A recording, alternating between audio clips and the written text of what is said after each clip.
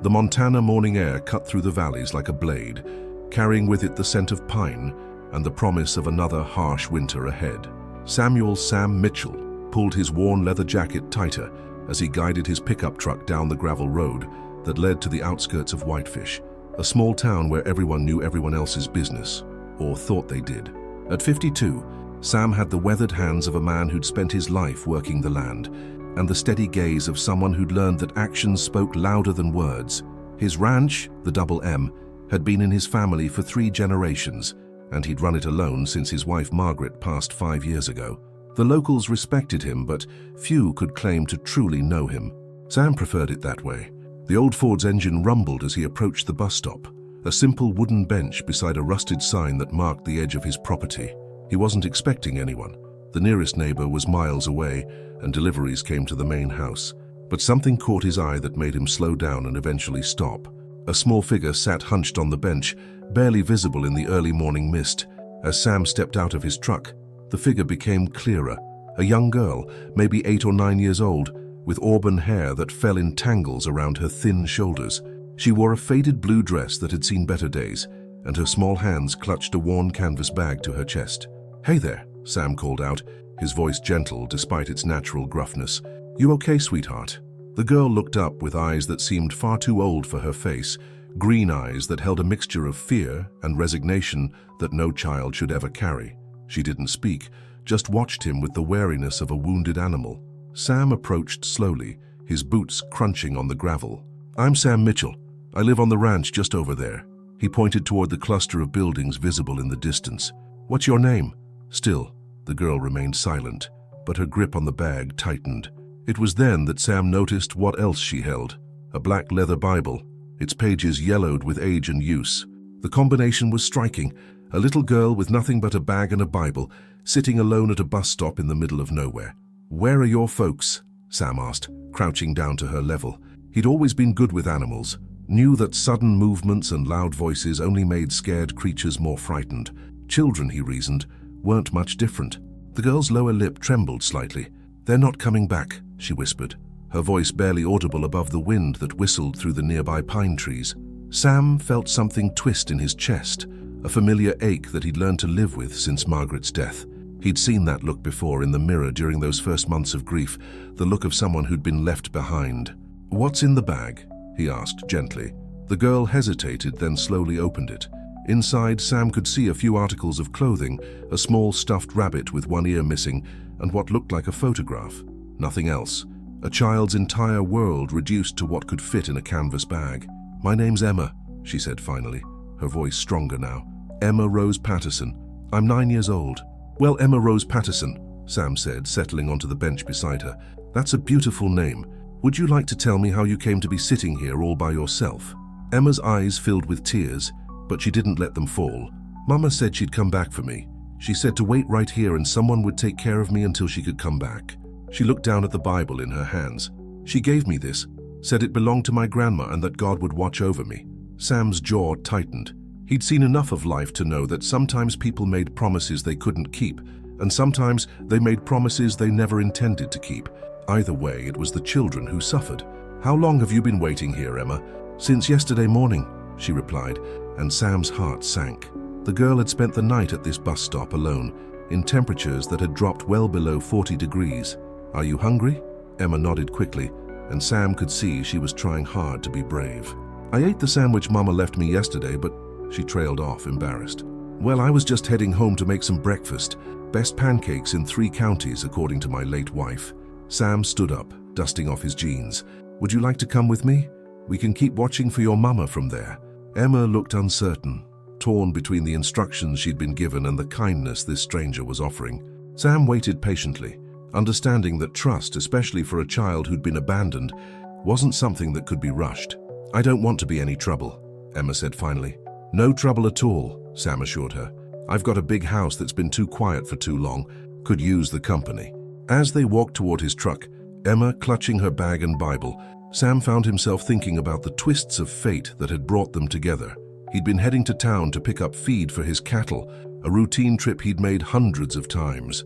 If he'd left 5 minutes earlier or later, he might have missed her entirely.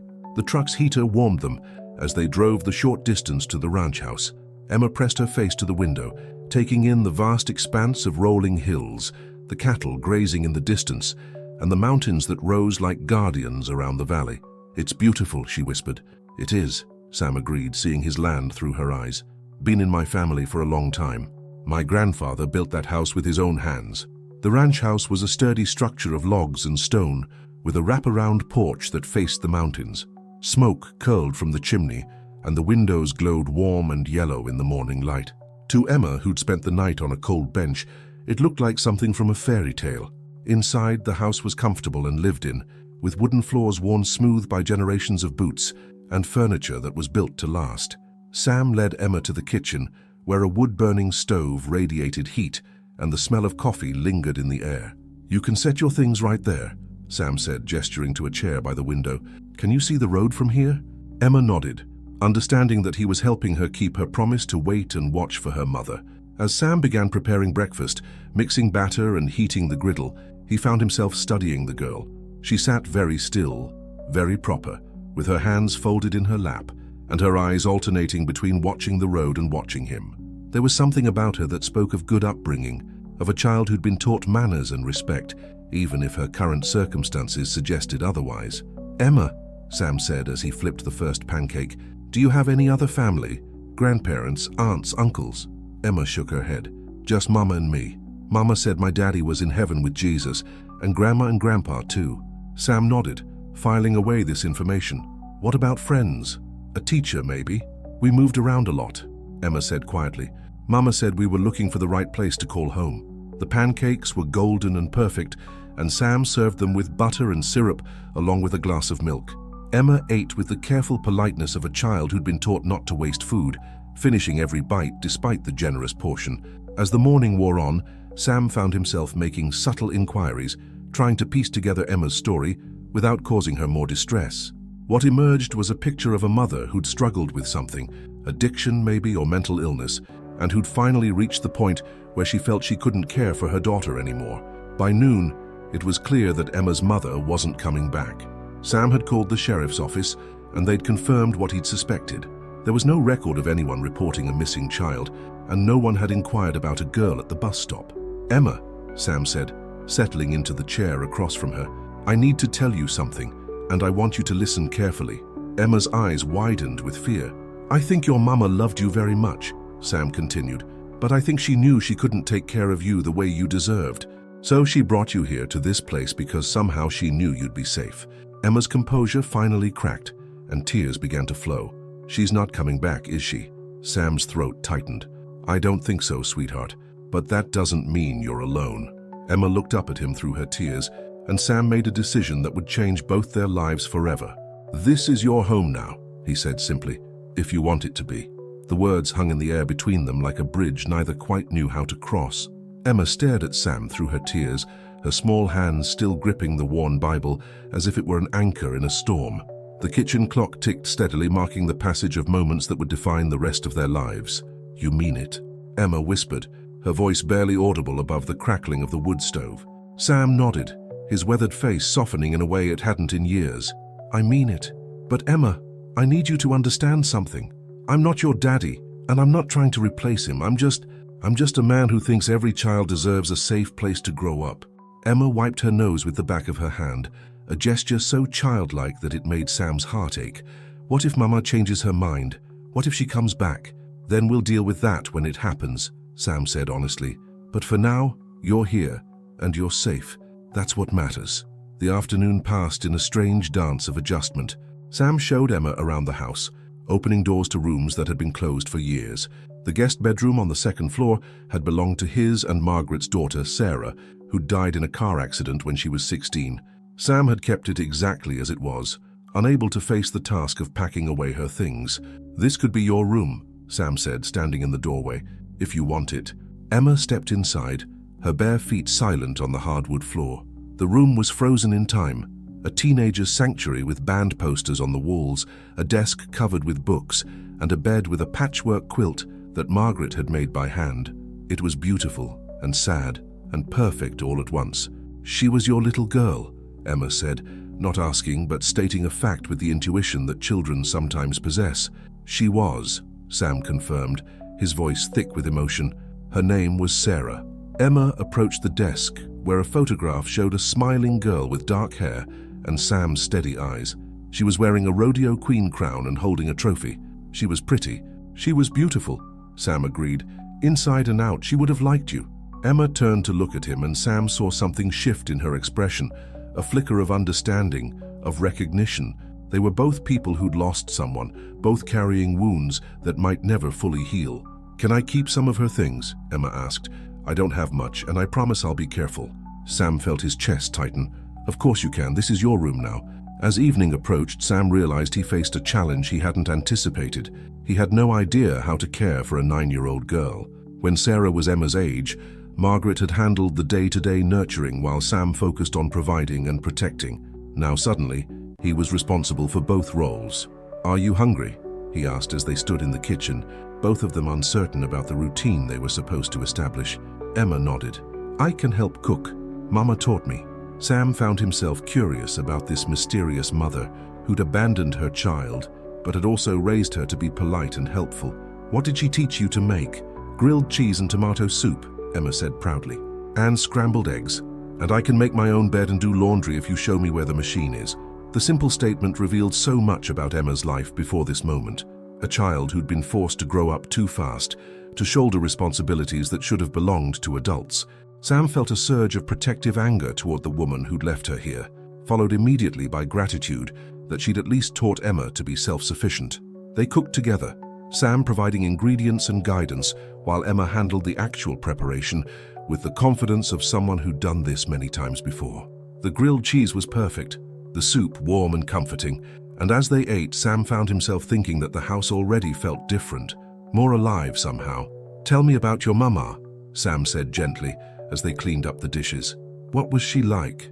Emma's face grew thoughtful. "She was sad a lot, but she tried to hide it. She would sing to me at night and she read me stories from the Bible." Emma held up the leather-bound book. "She said these stories would help me understand how to be a good person." "Do you have a favorite story?" "The one about Moses," Emma said without hesitation. "How he was saved from the river and raised by someone who wasn't his mama, and how he grew up to do important things." Sam felt his breath catch. The parallel was unmistakable, and he wondered if Emma's mother had chosen that story deliberately, preparing her daughter for this moment. "That's a good story," Sam said quietly. "Moses was lucky to have someone who cared for him." "Are you going to be like that person?" Emma asked. "The one who saved Moses?" Sam met her eyes, seeing the hope and fear warring there. "I'm going to try, Emma. I can't promise I'll be perfect, but I promise I'll do my best." That night, as Sam tucked Emma into Sarah's bed, he felt the weight of the commitment he'd made. The girl looked impossibly small under the patchwork quilt, her auburn hair spread across the pillow like autumn leaves. "Sam?" Emma's voice was small in the darkness. "Yeah, sweetheart? Do you think God sent me here, like in the story about Moses?" Sam considered the question seriously. He'd never been particularly religious, but Margaret had been, and she'd raised Sarah to believe in something greater than themselves. Looking at Emma now, he found it hard to dismiss the possibility that something beyond chance had brought them together. "I don't know," he said honestly, "but I'm glad you're here." Emma smiled, the first genuine smile he'd seen from her. "Me too." Sam was about to leave when Emma spoke again. "Will you teach me about the ranch? About the animals and the land?" "If you want to learn," Sam said. "There's a lot to know." "I want to learn everything," Emma said with sudden intensity. "I want to know how to belong here." Sam felt something shift inside him, a wall he'd built around his heart beginning to crumble. "We'll start tomorrow then, first thing after breakfast." The next morning dawned clear and cold, with frost covering the grass and the mountains etched sharp against the sky. Emma was up before Sam, already dressed and sitting at the kitchen table with her Bible open in front of her. "Good morning," Sam said, impressed by her early rising. "Good morning," Emma replied. "I was reading about David and Goliath. Mama said it's about being brave even when you're scared." Sam poured himself coffee and started breakfast, thinking about courage and fear and the small girl who'd already shown more of both than most adults he knew. That's a good lesson. After breakfast, Sam bundled Emma into one of Sarah's old coats and led her outside. The ranch spread before them like a living map, with cattle dotting the pastures and the barn standing solid against the backdrop of pine trees. "This is where we keep the horses," Sam said, leading her to the corral where 3 horses stood with their breath creating clouds in the cold air. "That's Thunder, he's the oldest. Belle is the mare and the young one is Copper." Emma approached the fence cautiously, her eyes wide with wonder. "They're so big." "They're gentle," Sam assured her. "Would you like to meet them?" Emma nodded, and Sam opened the gate, leading her inside. Thunder ambled over, his massive head lowering to investigate the new arrival. Emma stood perfectly still as the horse sniffed her hair, then gently nuzzled her shoulder. "He likes you," Sam observed. "How can you tell? See how his ears are forward, and he's not backing away. Animals can sense when someone has a good heart." Emma reached out tentatively and touched Thunder's nose. The horse stood patiently, allowing her to stroke his muzzle. In that moment, Sam saw something he hadn't expected. Emma wasn't just a lost child seeking refuge. She was someone who belonged here, who could grow and thrive in this place. "Can I learn to ride?" Emma asked. "When you're ready," Sam promised. "When you're ready." As they walked back to the house, Emma's small hand slipped into Sam's weathered one. It was a gesture of trust, of acceptance, of hope. Sam squeezed gently, silently vowing to be worthy of the faith this brave little girl had placed in him. 3 weeks had passed since Emma's arrival, and the Double M Ranch had transformed in ways Sam hadn't anticipated. The silence that had once defined his days was now punctuated by the sound of small feet running across wooden floors, the soft murmur of Emma reading aloud from her Bible, and questions. So many questions about everything from why cows had 4 stomachs to how stars stayed in the sky. The morning routine had become as natural as breathing. Emma would wake before dawn, make her bed with military precision, and sit at the kitchen table with her Bible until Sam emerged from his room. Over breakfast, they'd discuss the day's plans, which increasingly involved Emma learning the various tasks that kept the ranch running. "Can I help with the milking today?" Emma asked, her green eyes bright with anticipation as she finished her scrambled eggs. Sam smiled, still amazed by her eagerness to learn. "I think you're ready for that, but first, let's check on the newborn calf." Outside, the Montana morning was crisp and clear, with the first hints of autumn coloring the leaves of the cottonwood trees along the creek. Emma walked beside Sam with the confidence of someone who'd found her place in the world, her small boots crunching on the frost-covered grass. In the barn, they found the calf exactly as they'd left it the night before, healthy, strong, and nursing from its mother. Emma had named it Hope, despite Sam's amused protests that they didn't usually name the cattle. "How do you know if an animal is sick?" Emma asked, watching the calf with the intense concentration she brought to everything. "You learn to read the signs," Sam explained, "the way they stand, how they eat, if they're alert or listless. It's like learning a language." Emma nodded seriously, filing away this information with the dedication of a student.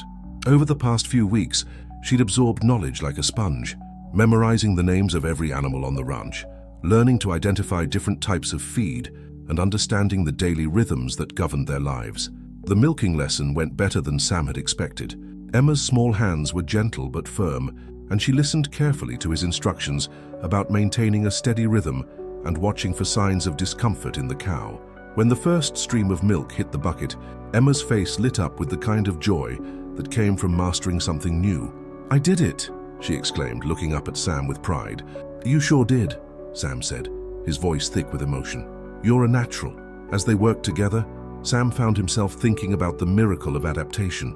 Emma had arrived with nothing but a bag of clothes and a Bible, but she'd integrated into ranch life with an ease that seemed almost destined. She helped with chores without being asked, cared for the animals with genuine affection, and had even started helping with the bookkeeping by organizing receipts and filing paperwork. But it was the small moments that touched Sam most deeply. The way Emma would sit on the porch in the evening, reading her Bible aloud to the barn cats that had adopted her. How she'd insist on saying grace before meals, her child's voice offering thanks for food, shelter, and Sam's kindness. The way she'd slip her hand into his when they walked, a gesture of trust that never failed to humble him. After finishing the morning chores, Sam found Emma in the tack room, carefully cleaning a bridle with the attention to detail that characterized everything she did. She hummed softly as she worked, a hymn her mother had taught her, and Sam was struck by how natural she looked in this setting. "Emma," he said, leaning against the doorframe, "I've been thinking about something." She looked up, her hands stilling on the leather. "What is it?" "You need to start school," Sam said gently. "It's been 3 weeks, and you've missed enough already." Emma's face fell slightly. Since arriving at the ranch, she'd been protected from the outside world, cocooned in the safety of their daily routines. The prospect of leaving this sanctuary, of facing new people and potentially difficult questions, was clearly daunting. "Do I have to?" she asked quietly. "You do," Sam said, sitting beside her on the wooden bench. "Education is important, and you're too smart to waste that gift. Besides, you need to be around other kids your age." Emma fiddled with the bridle, her brow furrowed in thought. What if they ask about my mama? What if they ask where I came from? Sam had been dreading this conversation, knowing it would come eventually. "We'll tell them the truth, that your mother couldn't take care of you anymore, and that you're living with me now. Some people might be curious, but most will be kind. What if they're not kind?" The question broke Sam's heart. At 9 years old, Emma had already learned that the world could be cruel, that people could leave you when you needed them most. Her wariness was born from experience, not imagination. "Then we'll deal with it together," Sam said firmly. "You're not alone anymore, Emma. You have me and I have you." Emma nodded slowly, accepting this truth. "Will you come with me?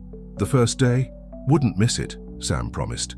2 days later, they made the drive to Whitefish Elementary School, a modest brick building that served the children of the rural community. Emma wore one of Sarah's old dresses, carefully altered to fit her smaller frame, and carried a new backpack that Sam had bought during their trip to town the previous evening. The principal, Mrs. Henderson, was a kind woman in her 50s who taught Sam's daughter years earlier.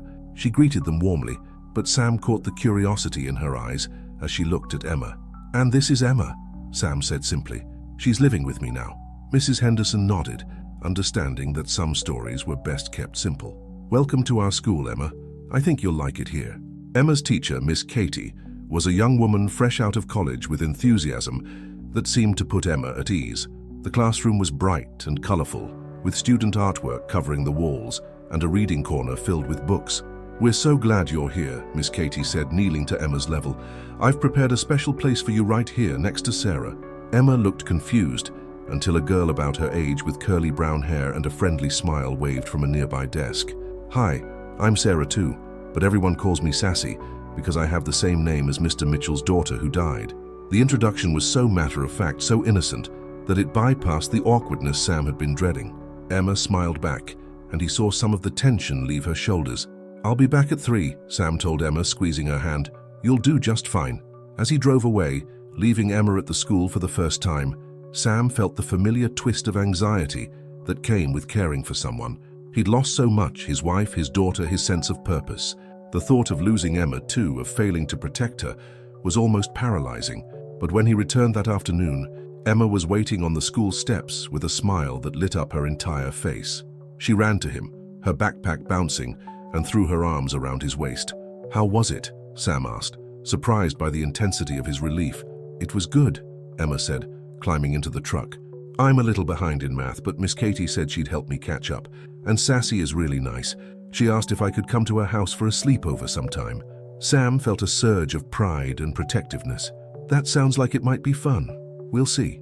As they drove home, Emma chatted about her day, describing her classmates and the books in the library and the art project they were working on.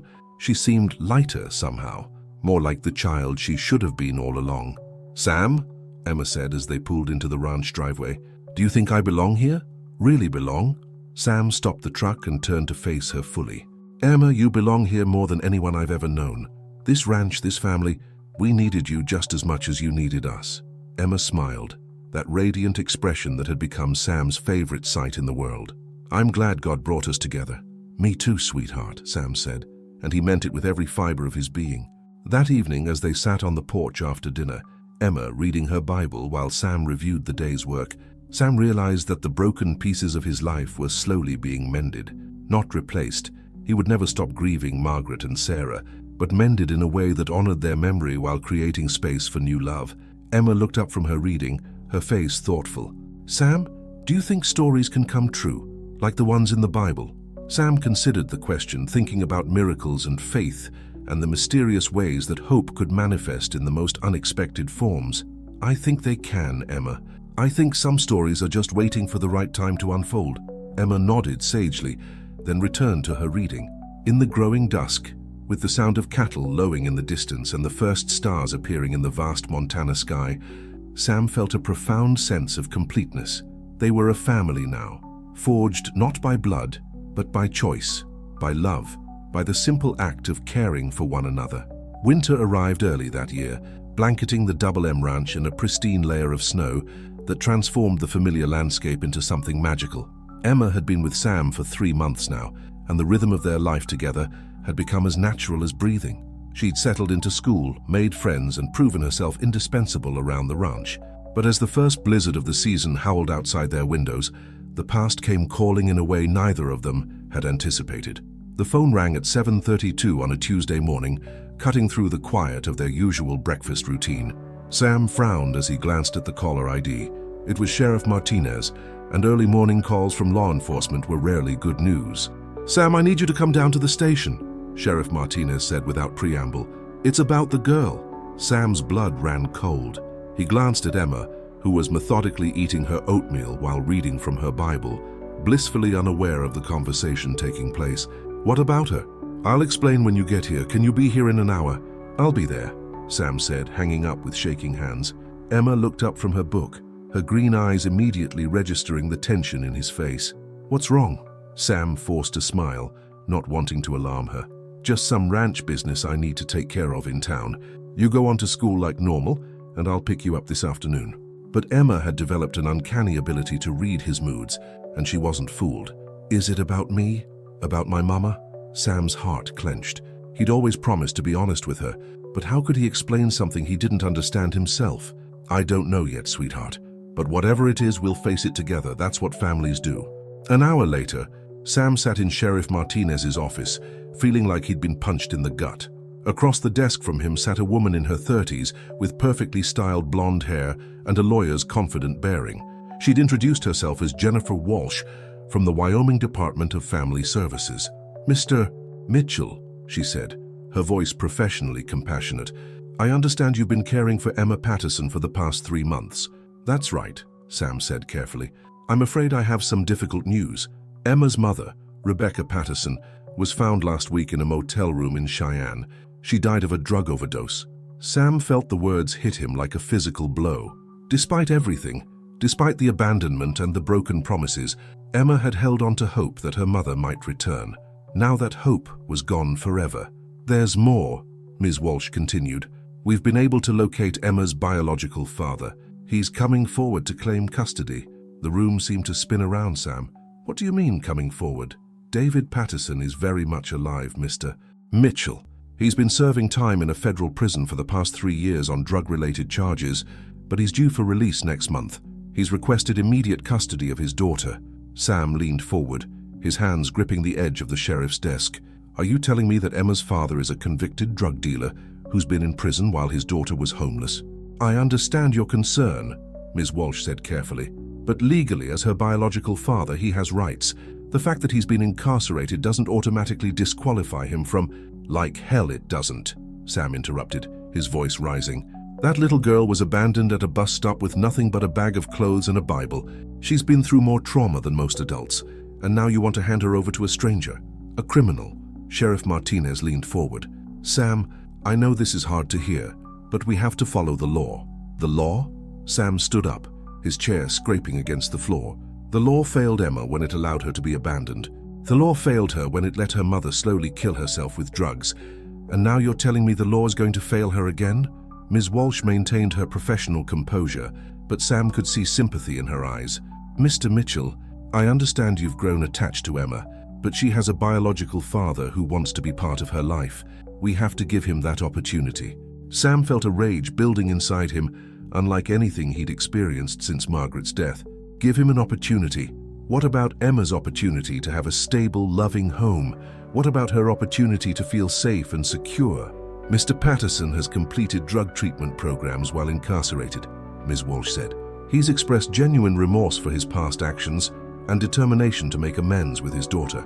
He's agreed to supervised visits initially, with the goal of transitioning to full custody once his suitability is established. And if he's not suitable, if he relapses, or if he decides parenting is too hard and abandons her again, then we'll reassess the situation," Ms. Walsh said. "But we have to give him the chance to prove himself." Sam sat back down, suddenly feeling every one of his 52 years. What if Emma doesn't want to see him? What if she wants to stay with me? Children don't always know what's best for them, Ms. Walsh replied. Our job is to act in their best interests, even when it's difficult. The drive home was a blur of anger, fear, and desperate planning. Sam's mind raced through options, legal and otherwise. He could fight this in court, hire lawyers, challenge the man's fitness as a parent, but he knew the system favored biological parents, and he was just a friend who'd taken in a stray child. He arrived at the school early, needing to see Emma's face to reassure himself that she was still there, still safe. When she emerged from the building, chatting with Sassy about some classroom project, Sam's heart clenched. She looked so normal, so happy, so completely unaware that her world was about to be turned upside down again. How was school? Sam asked as she climbed into the truck. Good, Emma said, but then she studied his face closely. You look sad. Did something bad happen? Sam pulled over to the side of the road, unable to continue driving while grappling with how to tell her. Emma, I need to talk to you about something important. He saw fear creep into her eyes. Are you going to send me away? No, Sam said firmly. I would never send you away, but someone else might try to take you from me. He told her everything, watching her face crumple with each revelation. When he finished, Emma sat in silence for a long moment, staring out at the snow-covered fields. My mama is really gone, she finally whispered. I'm sorry, sweetheart, I'm so sorry. Emma wiped her eyes with the back of her hand. And this man, my daddy, he wants to take me away from you. He wants to meet you first, but yes, eventually he wants you to come live with him. Emma shook her head fiercely. I don't want to. I don't know him. I don't remember him. You're my family now. Sam pulled her close, holding her as she cried. I'm going to fight for you, Emma. I'm going to do everything I can to keep you safe. What if you can't? Emma asked between sobs. What if they make me go? Sam didn't have an answer for that. He'd built his life on certainty, on the solid foundation of hard work and determination. But this was beyond his control, governed by laws and bureaucracy and the whims of a system that seemed designed to fail the most vulnerable. That evening, as they sat by the fireplace, Emma read from her Bible while Sam researched family law on his laptop. She'd been quiet since their conversation, processing the information with the resignation of someone who'd learned not to expect stability. Sam, Emma said suddenly, do you remember the story about Solomon and the two women who both claimed to be the mother of the same baby? Sam nodded, wondering where she was going with this. The real mother was willing to give up her baby rather than see it harmed. She loved the baby more than she loved having the baby. Sam felt his throat tighten. That's right. Maybe sometimes real families are like that too. Maybe the people who love you most are the ones who want what's best for you, even if it's hard. Sam closed the laptop and moved to sit beside her.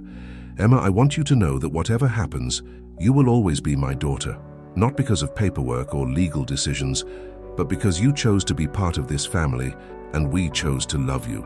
Emma leaned against him, small and fragile, but somehow also strong. I know, she said simply. And I know that even if I have to go, I'll always come back. This is my home, you taught me that. Outside, the wind howled through the trees, and the first storm of winter continued its assault on the ranch. But inside, warmed by the fire and surrounded by the love that had grown between them, Sam and Emma faced the uncertain future, with the courage that comes from knowing you're not alone. The battle was just beginning, but they would fight it together as a family, no matter what the law said about blood and biology and the rights of strangers. The meeting was scheduled for 10 o'clock on a gray February morning at the county courthouse. Sam had barely slept for 3 days, his mind churning through every possible scenario, every argument he could make to keep Emma safe.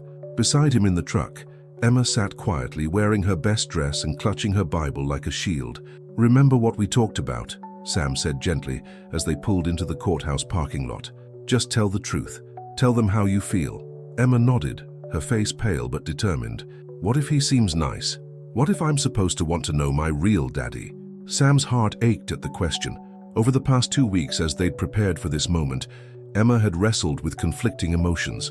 The child in her was curious about the father she'd never known, while the practical part of her, the part that had been forced to grow up too fast, was terrified of losing the only stable home she'd ever known.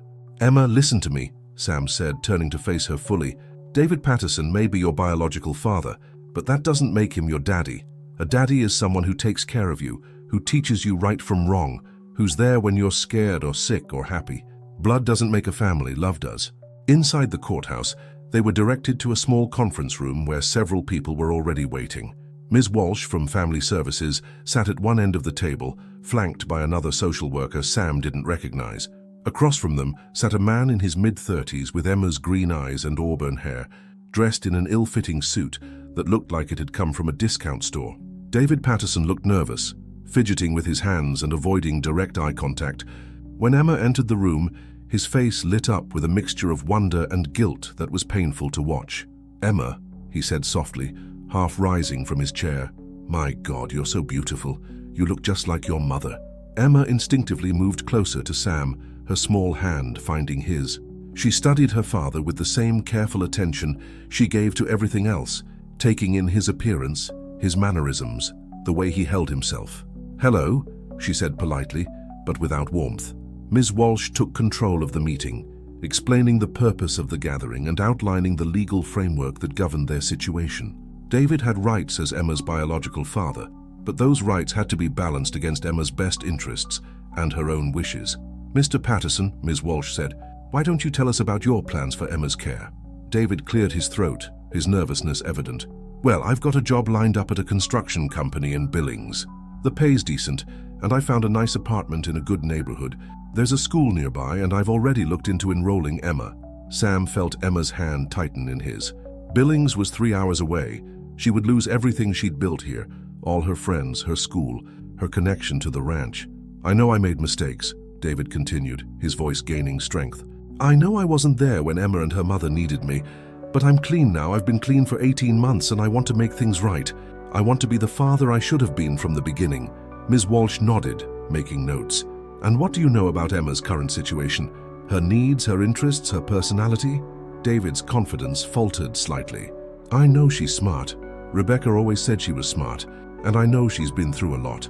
I want to help her heal from all the trauma she's experienced." Sam bit back the urge to point out that David himself was the source of much of that trauma. Instead, he focused on Emma, who was listening to this stranger talk about her life as if she weren't in the room. "Emma," Ms. Walsh said gently, "do you have any questions for your father?" Emma was quiet for a long moment, then looked directly at David for the first time. "Why didn't you come for me when Mama left me at the bus stop?" The question hit the room like a thunderclap. David's face crumpled and Sam saw genuine anguish in his eyes. "I didn't know," David said hoarsely.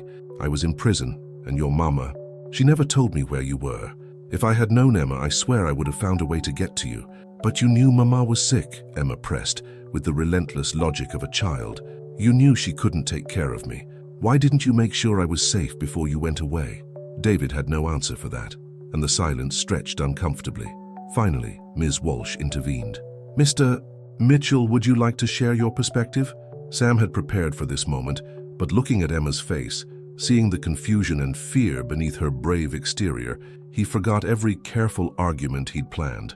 3 months ago, I found Emma at a bus stop with nothing but a bag of clothes and a Bible," he began, his voice steady despite the emotion churning inside him. "She'd been there all night in near-freezing temperatures, waiting for a mother who was never coming back. She was hungry, scared, and more alone than any child should ever be." He paused, gathering his thoughts. "Since then, she's become part of my family in every way that matters. She knows the name of every animal on my ranch. She can milk a cow, fix a fence, and cook a meal that would make her grandmother proud. She's made friends at school, found her place in our community, and brought joy back into a house that had been empty for too long." Sam looked directly at David. "I'm not trying to keep you from knowing your daughter, but I am fighting for what's best for Emma. And what's best for her is stability, continuity, and the love of people who've proven they'll be there no matter what. You're not her real family," David said, his voice rising slightly. "I know you mean well, but she belongs with me. I'm her father." "Are you?" Sam asked quietly. "Because being a father is more than biology. It's getting up at 2 in the morning when she has nightmares about being abandoned. It's helping her with homework, and teaching her to ride a horse and holding her when she cries for the mother who left her behind. It's being there every single day, not just when it's convenient or when you've finally gotten your life together." Emma suddenly stood up, her chair scraping against the floor. Everyone turned to look at her, and Sam was struck by how composed she appeared, how much older than her 9 years. "I want to say something," she announced. Ms. Walsh nodded encouragingly. "Of course, Emma. This is about you." Emma took a deep breath, then spoke with a clarity that silenced the room. "I read my Bible every day, and there's a story about Jesus and his disciples. Jesus said that anyone who does God's will is his brother and sister and mother. That family isn't just about blood, it's about love and commitment and being there for each other.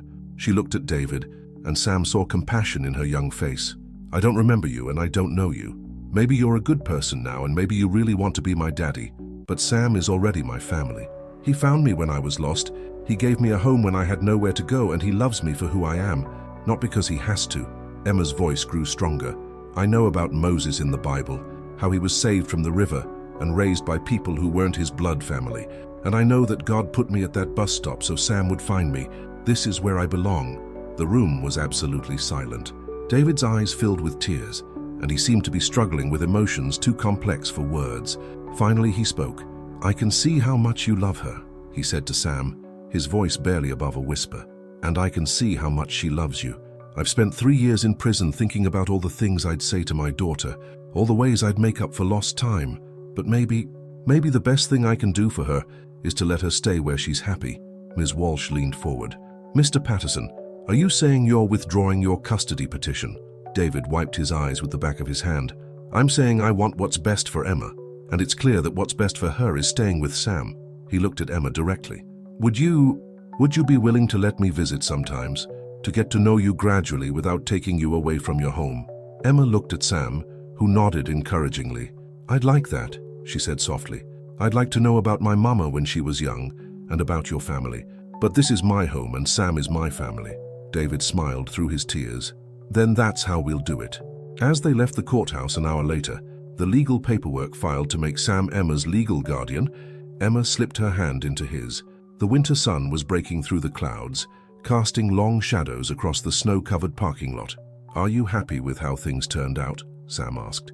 Emma nodded, then surprised him with her answer. I think maybe God has enough love for all of us. David can learn to be part of our family too, just differently than I thought. Sam squeezed her hand, marveling once again at the wisdom contained in such a small person.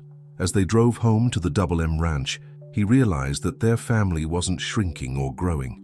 It was simply evolving, guided by love and the unshakable bond they'd forged through trials and trust. 1 year later, the Double M Ranch was alive with the sounds of celebration. Emma's 10th birthday had coincided with the first warm day of spring, and what had started as a simple family gathering had grown into a community event that filled the ranch yard with laughter, conversation, and the smell of barbecued beef. Sam stood on the porch, watching Emma move through the crowd with the confidence of someone who knew she belonged. She wore a new dress, bright yellow with small flowers, that Margaret's sister had sewn for the occasion. Her auburn hair was braided with ribbons, and her face glowed with happiness as she showed her school friends around the ranch.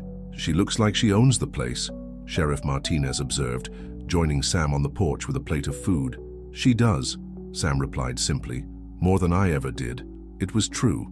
In the year since Emma had come to live with him permanently, she'd transformed the ranch from a place of quiet solitude into a vibrant home. Her touch was everywhere, in the flower boxes she'd insisted on adding to the barn, in the carefully organized feed room where she'd labeled everything, in the way the animals responded to her gentle care.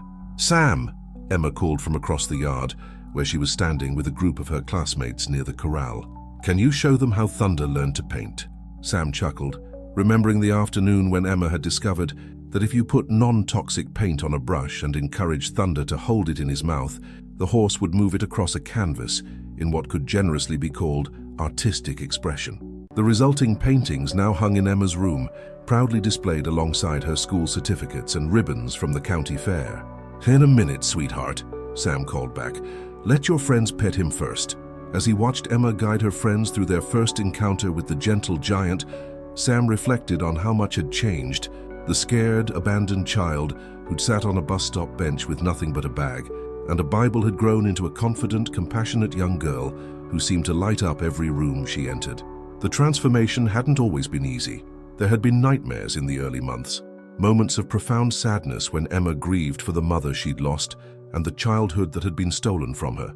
There had been challenges at school when other children asked probing questions about her family's situation. And there had been the gradual, delicate process of building a relationship with David Patterson. David approached the porch now, carrying 2 glasses of lemonade. He'd kept his promise to stay in Emma's life, visiting once a month and calling every week. The awkwardness of their early interactions had gradually given way to genuine affection, though Emma still called him David rather than Dad, a distinction that seemed to suit them both. "She's something special," David said, handing Sam a glass. "Thank you for sharing her with me." Sam nodded, accepting the gratitude he'd once thought he'd never want to hear. David had proven himself to be a different man than the one who'd abandoned his family years ago. He was steady now, reliable, and clearly devoted to making amends for his past mistakes. More importantly, he respected the bond between Sam and Emma, never trying to undermine it or claim a role that wasn't his to claim. "She's got room in her heart for all of us," Sam replied.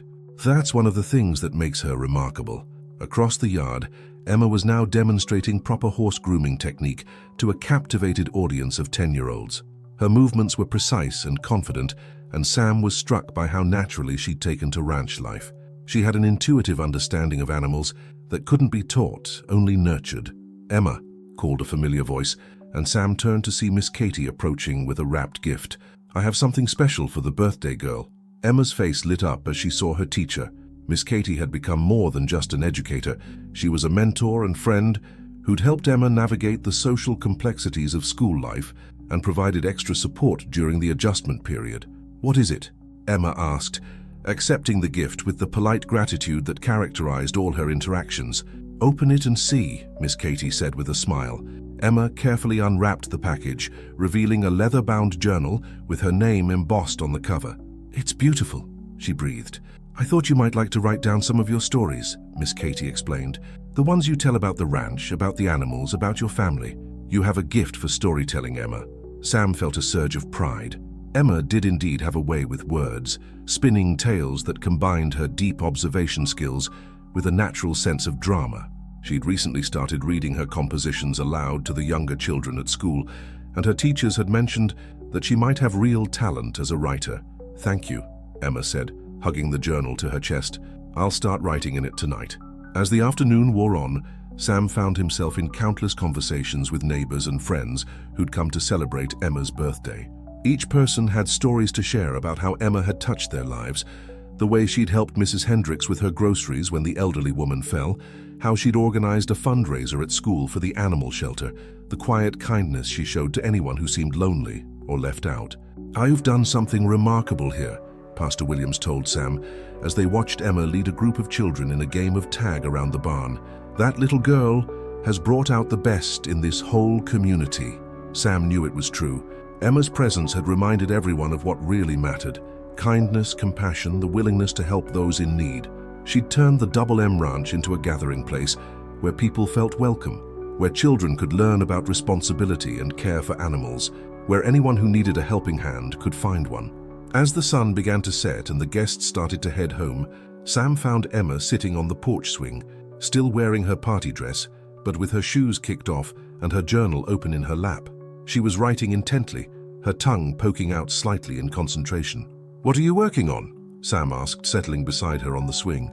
"I'm writing about today," Emma said without looking up, "about all the people who came and how it felt to have so many friends. But I'm also writing about the day you found me at the bus stop." Sam's throat tightened. "What are you saying about that day?" Emma paused in her writing and looked up at him with those wise green eyes that always seemed to see more than they should. "I'm saying that sometimes the worst thing that happens to you turns out to be the best thing. If Mama hadn't left me there, I never would have found you. I never would have found my real home." "Do you really feel that way?" Sam asked.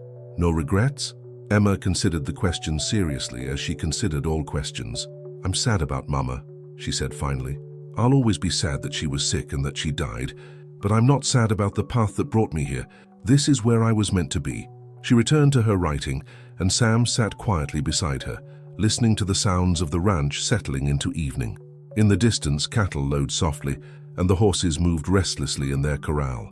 The barn cats had gathered on the porch, drawn by Emma's presence as they were every evening. "Sam," Emma said suddenly, "do you think maybe we could start taking in other kids sometimes? Kids who need a safe place like I did?" Sam felt his heart swell with pride and love. Of course Emma would think of others, would want to extend the same kindness she'd received. "I think that's a wonderful idea," he said. "We'll talk to Miss Walsh about becoming a foster family." Emma smiled and continued writing, and Sam realized that this was how healing happened, not all at once, but gradually, through small acts of love and kindness.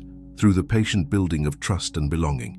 As the first stars appeared in the vast Montana sky, Sam thought about the journey that had brought them to this moment. A year ago, he'd been a broken man living alone on a ranch that felt more like a monument to loss than a home. Emma had been a frightened child with nothing but a bag of clothes and a Bible, abandoned at a bus stop with no one to care for her.